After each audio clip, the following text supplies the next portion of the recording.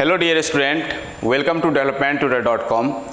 आज जो हम अपना कंटेंट तैयार कर रहे हैं ये है हमारा अल्टरनेटिंग करंट, जो कि क्लास 12th में CBSE बोर्ड, महाराष्ट्र बोर्ड या कोई भी स्टेट लेवल का एग्ज़ाम्स है, जो बोर्ड एग्ज़ाम्स होते हैं या JEE दे रहे हों, हर जगह ये टॉपिक्स बहुत ही इम्पॉर्टेंट है और बहुत ईजी है।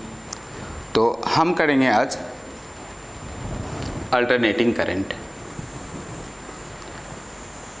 क्या होता है अल्टरनेटिंग करंट, किस तरह से आप अल्टरनेटिंग करंट के क्वेश्चंस को सॉल्व कर सकते हैं। तो अल्टरनेटिंग करंट और एक होता है DC डायरेक्ट करंट। तो दो करंट होते हैं, एक होते हैं डायरेक्ट करंट DC, दूसरा होता है AC। जो डिफरेंस है, फ्रीक्वेंसी यहाँ पे 0 होता है और यहाँ पे फ्रीक्वेंसी नॉट इक्वल टू 0 होगा। DC में फ्रीक्वेंसी 0, AC में फ्रीक्वेंसी नॉट इक्वल टू 0। ये कांस्टेंट करंट है, मैग्नीट्यूड जो है कांस्टेंट रहेगा, और ये इसका मैग्नीट्यूड कांस्टेंट नहीं रहता है, तो magnitude is not constant, magnitude is not constant.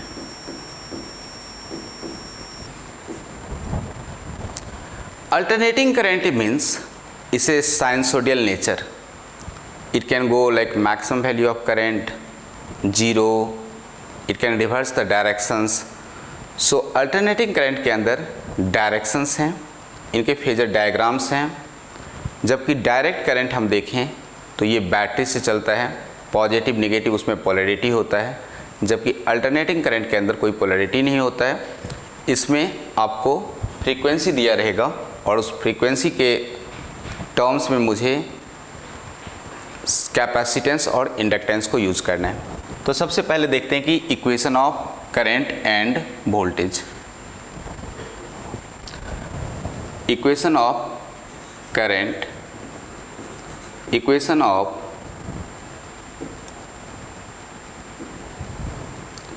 Current in AC।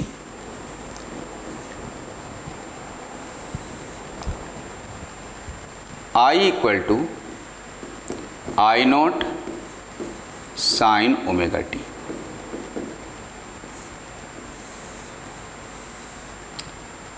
और इसको ऐसे भी लिख सकते हैं, I equal to I naught cos omega t. Alternating current को हम साइन और कॉस से ही क्यों रिप्रेजेंट करते हैं? बिकॉज ये करंट जो है साइनसोडियल नेचर्स के हैं। Sinusoidal nature it means it can vary, जिस तरह से साइन का कर्व वैरी करता है, exactly the same way alternating currents vary करते हैं। चाहे इसको साइन से रिप्रेजेंट करें या कॉस से रिप्रेजेंट करें, हम दोनों से ही रिप्रेजेंट कर सकते हैं, because both are in periodic natures. तो हम इसको कॉस से भी रिप्रेजेंट कर सकते हैं और साइन से भी रिप्रेजेंट कर सकते हैं। यदि आप साइन के कर्व को देखेंगे तो it goes like this.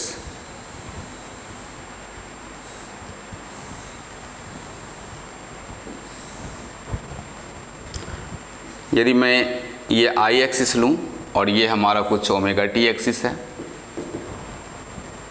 Current का वैल्यू मैक्सिमम यहाँ पे I note, minimum minus I note. तो जो साइन के कोफिशिएंट हो, साइन से जो पहले लिखा हो, that means is a maximum value of current for positive value and minimum value of current for negative. Suppose I can write like this, I is equal to 5 sine 100 pi t. और आपसे question पूछेगा what is maximum value of current, what is max and mean value of current, mean value of current.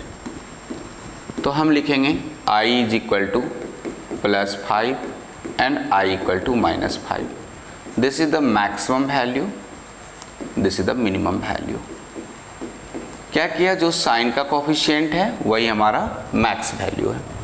So look at here, this is the maximum value, this is the minimum. It start from 0 goes to pi again it goes to 2 pi. 0 से π/2 में जो sine curve है वो increasing function है, π/2 से पाई में decreasing function है 3π/2 तक, और 2 पाई पे जाके रुक जाता है। इट मीन्स जैसा कर्व 0 से स्टार्ट हुआ था same curve is repeat 2 pi, same curve is repeat for 4 pi. So period of time period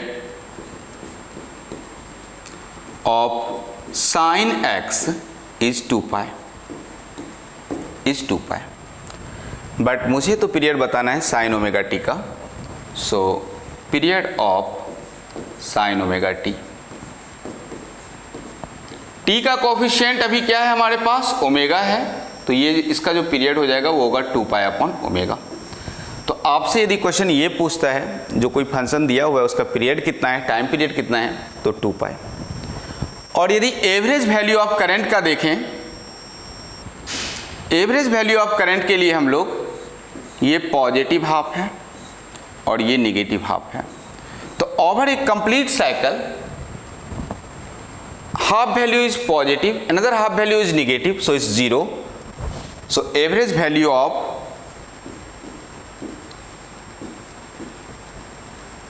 alternating current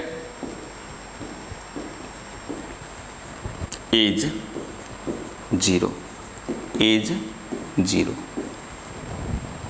ठीक है, इट मीन्स हमने देखा कि इसका कर्व किस तरह से होगा। आई नोट क्या है मेरा, तो I naught is the maximum value of current, max value of current. Omega is angular frequency, angular frequency. The value of omega is become 2 pi F, और frequency is the reciprocal of 1 upon T. It means I can write omega equal to 2 pi upon T. तो यहाँ से भी आपको time period easily मिलेगा क्योंकि omega का formula है 2 pi upon t. Suppose I can write like this, I equal to 10 sine 100 pi t. आपसे पूछ लेगा वो find its maximum value of current, max value of current. तो आप क्या बोलिएगा, आप बोलेंगे साइन का कोफिशिएंट क्या है, तो 10 है, तो maximum value of current is 10। So I max it becomes 10 ampere. आपसे बोलेगा ओमेगा क्या है, तो टी का कोफिशिएंट के पास जाइएगा 100 पाई। आपसे बोलेगा इसका टाइम पीरियड बताइए, तो क्या करेंगे 2 पाई को डिवाइड करेंगे ओमेगा से। सो 2 pi divide by 100 pi, pi pi got cancel, 1 upon 50 second. This is what time period. ठीक है, तो ये एक बेसिक क्वेश्चन हो गए। फ्रीक्वेंसी आपसे पूछे तो आप क्या करिएगा 1 अपॉन 50 को रेसिप्रोकल करके 50 हर्ट्ज लिख दीजिएगा, ये आपका फ्रीक्वेंसी आ जाएगा। कोई डाउट्स नहीं, इजी है। सपोज आपको ऐसा क्वेश्चन दे दे कि I equal to 4 sine 100 pi t plus 3 cos 100 pi t, और अब आपसे पूछे find its maximum value, its maximum value of current, its maximum value of current. तो क्या करेंगे हम लोग,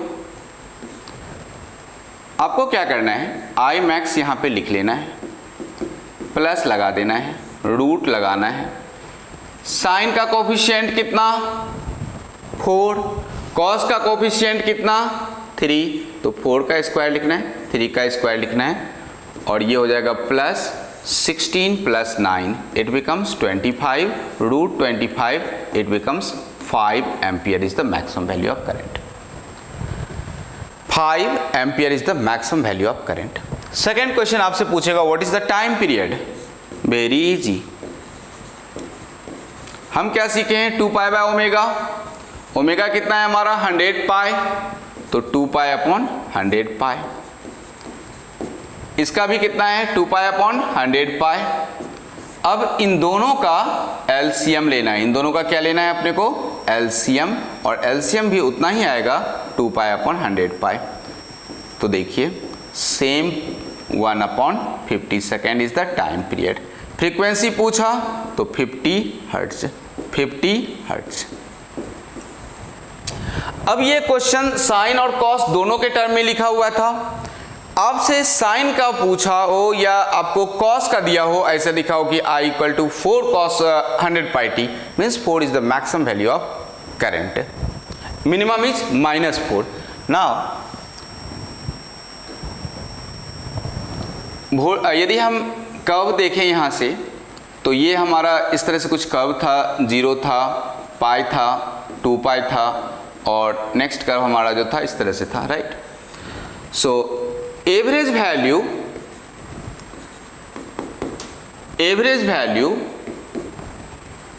of current over complete cycle means one complete cycle means one time period में over complete cycle is 0। But यदि half cycle में देखेंगे तो average value of current over half cycle is 2 times of I naught upon pi. Same here, equation of voltage in AC. E से denote करते हैं E naught sine omega t, या E equal to E naught cos omega t, दोनों ही लिख सकते हैं। अब जरा सोचिए, again E naught it means maximum voltage, और इसी को पीक वोल्टेज भी बोलते हैं, तो पीक भी लिख लीजिए, पीक वोल्टेज, ठीक है। यदि हम इसका कर्व देखेंगे, E equal to E naught sine omega t था, 0 से 2 पाई में ऐसा कर्व आएगा, E naught is the maximum value minus E naught is the minimum value, so average EMF or voltage over complete cycle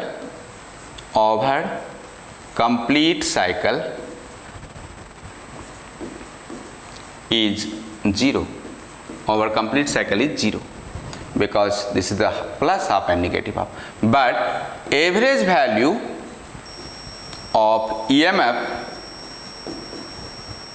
over half cycle is 2 E naught upon pi. कितना लिखेंगे हम 2 E naught upon pi, ये half cycle के अंदर है, और complete cycle के अंदर क्या होगा 0 होगा। तो average value of current half cycle 2 I naught upon pi, average value of EMF half cycle 2 E naught upon pi. Now RMS value of current, इसको डिनोट करते हैं root mean square.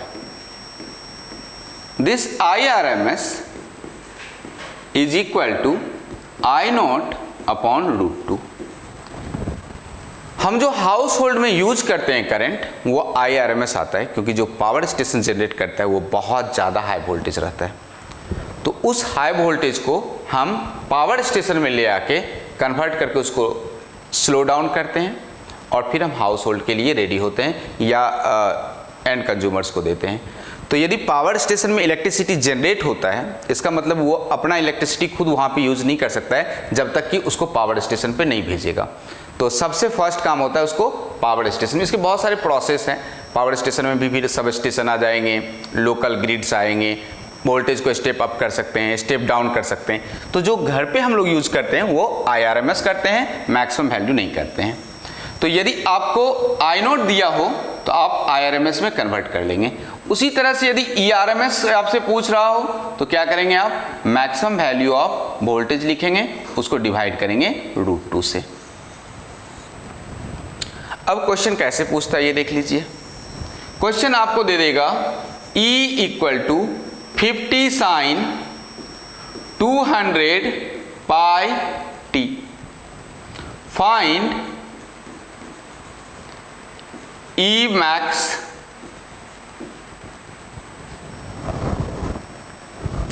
means maximum voltage, omega, time period और average value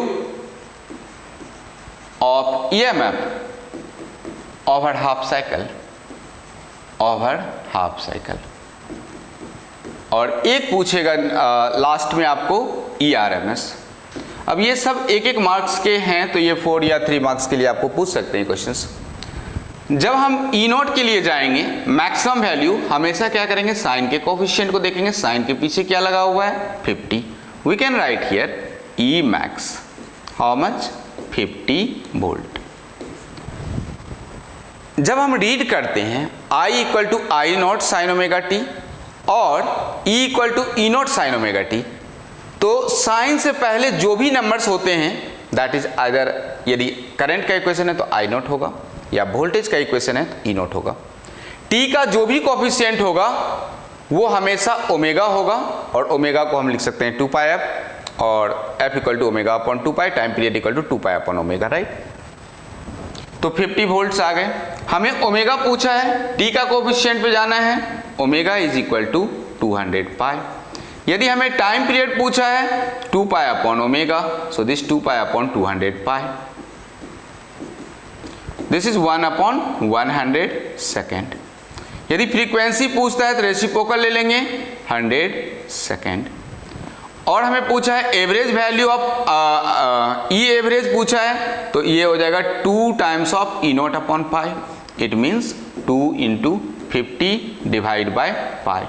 कितना होगा ये 2 × 50, 50 is become 100 divide by pi. और last में पूछा है आपसे ERMS, that is what E0/√2। E0 कितना है हमारे पास, तो 50 है, that is 50/√2, it becomes 25 × √2 divide by √2। Answer is 25√2। This is the answer. इसी क्वेश्चन को डिजाइन वो I के टर्म्स में करेगा, सेम चीज आपसे पूछ सकते हैं। तो ये तो एक बेसिक क्वेश्चन होते हैं, जबकि आप मल्टीपल चॉइस क्वेश्चन देंगे या तो आप बोर्ड के यदि छोटे क्वेश्चंस पूछते हैं तो आपको इस टाइप से क्वेश्चन पूछ सकते हैं। इसके आगे जो आता है वो है हमारा फेजर डायग्राम। तो देखिए फेजर डायग्राम कैसे होगा। ऐसा सर्किट अल्टरनेटिंग करंट में जो कि सिर्फ रेजिस्टेंस कंटेन कर रहा हो, उसको बोलते हैं हम लोग purely resistive circuit. So purely resistive circuit, it means it contains only resistance. सो मेरे पास सिर्फ रेसिस्टेंस है R, और हमारे पास एक वोल्टेज है E = E0 sin ω/t। जरा सोचिए, यदि सिर्फ रेसिस्टेंस है सर्किट के अंदर, इसे प्योरली रेसिस्टिव सर्किट, और यदि मैं करंट यहाँ से निकालूं तो क्या लिखेंगे हम लोग, I = E/R, that is what E is become E0 sin ω/t/R। This values become E0/R into sin ω/t। This E0/R is maximum value of current sin ω/t। Now look at the difference here. I have equation E = E0 sin ω/t, और हमारे पास equation है current का I0 sin ω/t। दोनों ही equation sine curve को ही represent कर रहे हैं, इसका मतलब है कि इनके जो फेस डिफरेंस है वो क्या है, जीरो है। इनके जो फेस डिफरेंस है वो क्या है, जीरो है। Now look at here, E naught or I naught, the graph should be like this.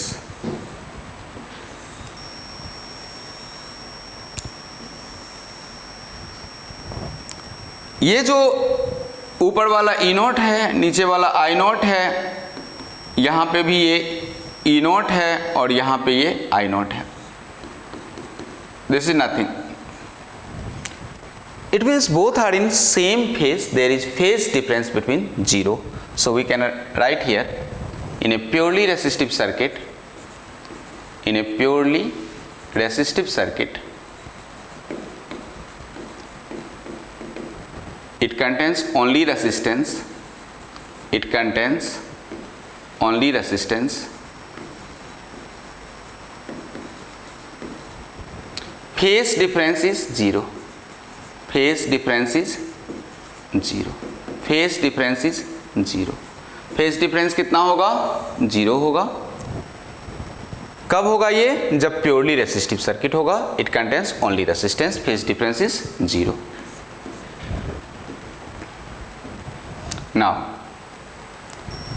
Argon plane में यदि हमें दिखाना होगा इसको, तो हम ऐसे दिखाएंगे, ई और आई दोनों ही सेम फेज पे रहेंगे। This is E, this is I, for purely resistive circuit.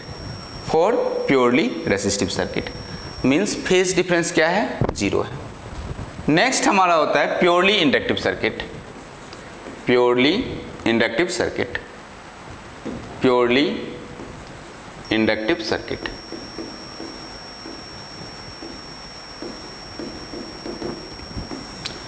Inductive means inductance. Circuit क्या कर रहा है, अब सिर्फ L कंटेन कर रहा है। E is equal to E naught sine omega t. और यदि यहां का वोल्टेज देखेंगे तो V इक्वल टू क्या होगा हमारा वोल्टेज यहां पे, L into D I upon D T. यदि मैं इसमें किरचॉफ्स लॉ लगा के सॉल्व करूं तो ये कुछ इस तरह से आएगा कि वोल्टेज यहाँ पे लीडिंग क्वांटिटी होंगे और करंट यहाँ पे लैगिंग क्वांटिटी होंगे। तो ग्राफ जो बनेगा वो वोल्टेज यहाँ पे रहेगा y एक्सिस में और करंट यहाँ पे I एक्सिस में रहेगा। फेज डिफरेंस दोनों के बीच 90 degree. So for purely inductive circuit,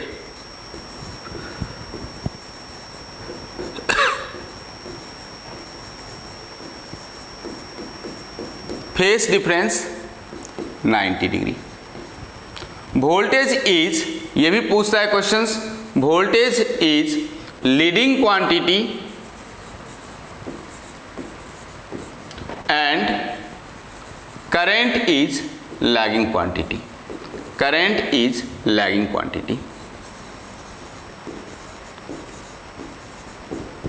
अब आपके पास ये एक ग्राफ बना रहेगा ऐसा, तो आप कैसे समझिएगा कौन सा लीडिंग है कौन सा लैगिंग है। तो आपको क्या करना है, एंटी क्लॉकवाइज डायरेक्शन में वोल्टेज दोनों को घुमाना है। तो जो आगे आगे मूव कर रहा है उसको बोलते हैं लीडिंग क्वांटिटी और जो पीछे से घूम रहा है उसको बोलते हैं लैगिंग क्वांटिटी। आप शादी में जाते हैं तो फेरे होते हैं, तो पहले लड़का आगे आगे घूमता है तो लड़का हो गया लीडिंग, बाद में लड़की आगे आगे घूम रहा है तो लड़की हो गया leading. So this is the leading and lagging quantity. This is the leading and lagging quantity. Purely capacitive circuit में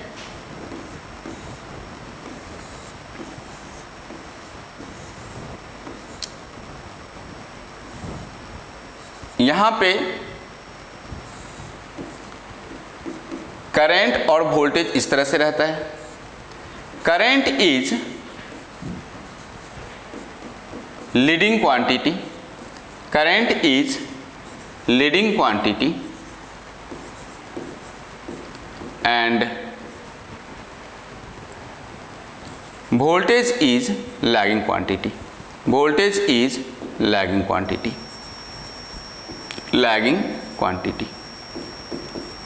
So current leading है, वोल्टेज लैगिंग क्वांटिटी है। कब? जब प्योरली कैपेसिटिव सर्किट है।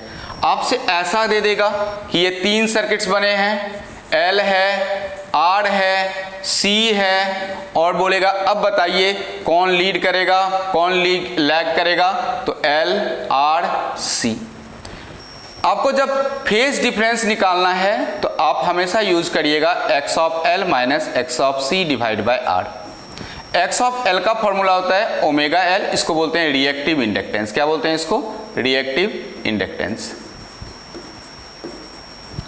x ऑफ C होता है हमारा 1 upon omega C, that is called reactive capacitance. अब एक बात समझिए, किरचॉफ्स वोल्टेज लॉ बोलता है V equal to I into R, I equal to V upon R. उसको सिर्फ रेसिस्टेंस चाहिए, लेकिन ये सारे के अलग यूनिट्स हैं। कैपेसिटेंस के फैराडे हैं, इंडक्टेंस के हेनरी हैं, तो हमें इनको ओम में कन्वर्ट करना है। इसी को हम बोलते हैं रिएक्टिव इंडक्टेंस और रिएक्टिव कैपेसिटेंस, जो आपको एक ओमेगा से मल्टीप्लाई करना पड़ता है, XL equal to omega L, क्योंकि यहाँ पे फ्रीक्वेंसी होता है, इसके लिए यहाँ पे कैपेसिटेंस और इंडक्टेंस वर्क होता है। जबकि आप डीसी में जाएंगे तो वहाँ पे उसका इनफाइनाइट रेसिस्टेंस हो जाएगा, करंट को पास नहीं करने देता है कैपेसिटेंस। इंडक्टेंस क्या हो जाएगा? शॉर्ट सर्किट कर देगा, क्योंकि वहाँ पे फ्रीक्वेंसी नहीं है तो उनके रेसिस्टेंस खत्म हो जाते हैं, तो वहाँ पे ज़्यादा करंट उसमें पास करने लगते हैं। ये हमारा फेज डिफरेंस निकाल सकते हैं इस फॉर्मूले से आप। यदि आपको इम्पीडेंस पूछा जाए, नेट रेसिस्टेंस कितना है, तो फॉर्मूला होता है R square plus x of L minus x of C का होल स्क्वायर।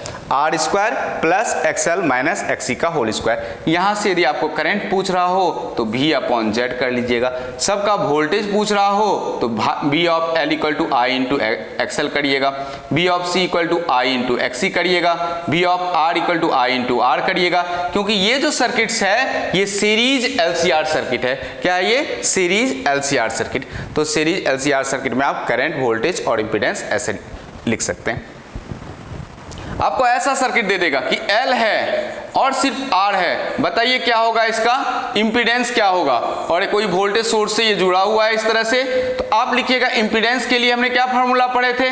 R का square plus XL minus XC का स्क्वायर। तो चूंकि XC C का टर्म ही नहीं है तो हम लिख लेंगे R square plus X of L का होल स्क्वायर। यदि इसका आपको tan phi पूछे फेज डिफरेंस क्या है, तो आपको लिखना है कि X of L divide by R। ये हो गया हमारा phase difference, phi equal to tan inverse X of L upon R। अब यदि Z पता है और करंट पूछ रहा होगा तो क्या करेंगे? I equal to V upon Z। Voltage पूछ रहा होगा तो क्या करेंगे? V of L equal to I into X of L, और V ऑफ R पूछ रहा होगा तो क्या करेंगे? I into R। सो ये बहुत इंपॉर्टेंट फॉर्मूला है, इससे आप सर्किट के जितने प्रॉब्लम्स हैं वो आप सॉल्व कर सकते हैं। So thank you so much.